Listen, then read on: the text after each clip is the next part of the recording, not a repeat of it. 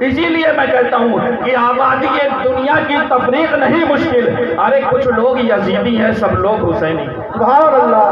آبادی دنیا کی تفریق نہیں مشکل، کچھ لوگ یزیدی ہیں سب لوگ حسینی ہیں، اور کوئی ہندو کوئی مسلم کوئی جینی ہو گیا، کوئی ہندو کوئی مسلم کوئی جینی ہو گیا، اور جو بزم حسین میں آیا وہ حسینی ہو گیا، سبحان اللہ، بہت سبحان اللہ، جو بزم حسین میں آیا وہ حسینی ہو گیا۔ اور سنو گے جی جی جی جی جی، ایسے ہی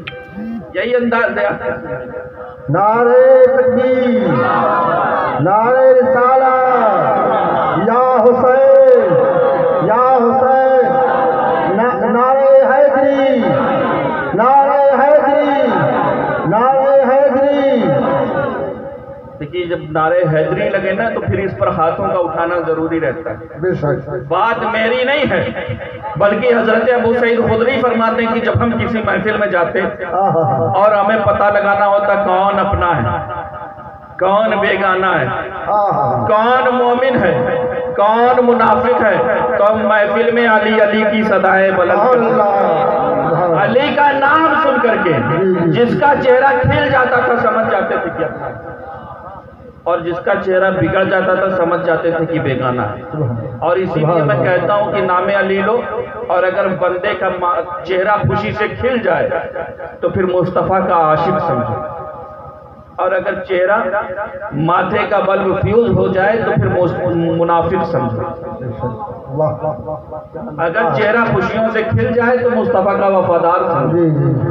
اور اگر چہرے پر رنجیدہ آ جائے یا ماتھے پر شکن آ جائے تو پھر مصطفیٰ کا غدار سمجھو۔ لہذا ضرورت اس بات کی، میں باتیں کر رہا تھا امام حسین کی شان اور شہادت کے حوالے سے، بے شک، آخری بات کروں گا پھر تقریر ختم، کیونکہ میں دیکھ رہا ہوں آپ اتنا ساتھ نہیں دے رہے ہیں جتنے ساتھ کی ضرورت، لیکن خیر یہ وہ ذکر ہے آج یہاں تو کل وہاں، ان کے ذکر سے نہ میں تھکوں گا نہ لوگوں کو تھکنے دوں گا۔ بے شک،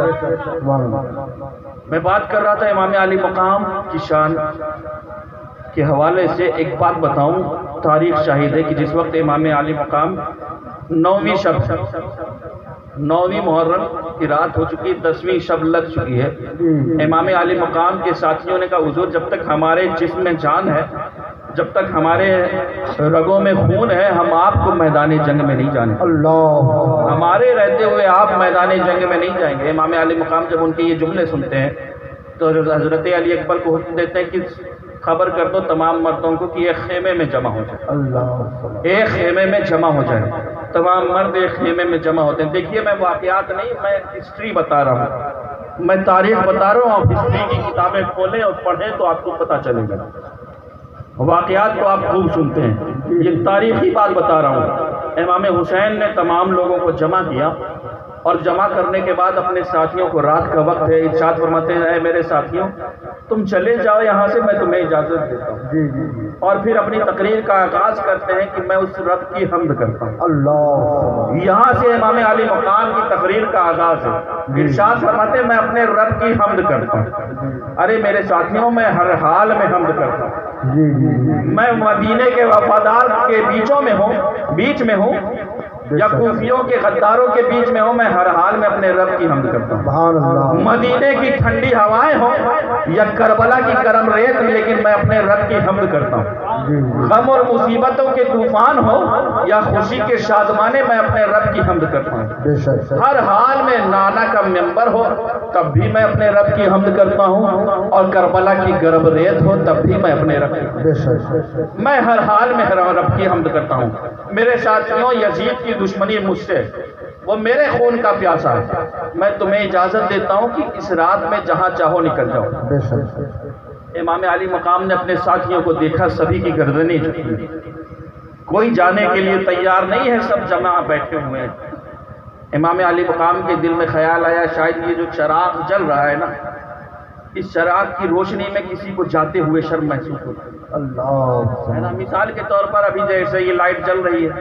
ہے نا، کچھ لوگ چاہ رہے ہوں گے کہ میں جلسے سے باہر چلا جاؤں، لیکن تھوڑا سی شرمندگی محسوس کر رہے ہیں، ہے نا۔ لیکن ابھی اگر خدا نخواستہ لائٹ چلی جائے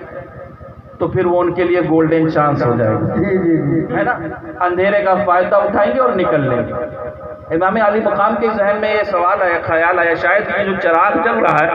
اس کی روشنی کی وجہ سے کوئی نہ جانا چاہتا ہو۔ امام علی مقام ارشاد فرماتے ہیں، سنو کل یہاں خون کی ندیاں بہیں گے، اللہ، کل یہاں بہت ظلم و ستم کے پہاڑ توڑے جائیں گے۔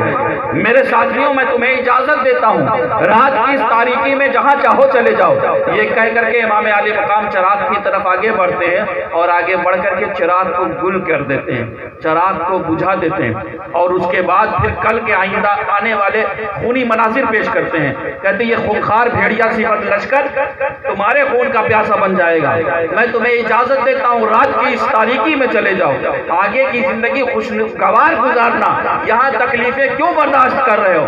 یہ کہہ کر کے امام علی مقام پھر چراغ جلاتے ہیں۔ جب چراغ جلاتے ہیں تو جلا کر کے دیکھتے ہیں وہ آج کے لوگوں کا مجمع نہیں تھا، وہ مصطفیٰ کے وفاداروں کا مجمع تھا۔ دوستوں ان 72 جانثاروں میں سے ایک بھی امام حسین کا ساتھ چھوڑنے کے لیے تیار نہیں۔ اللہ، امام علی مقام نے جب یہ دیکھا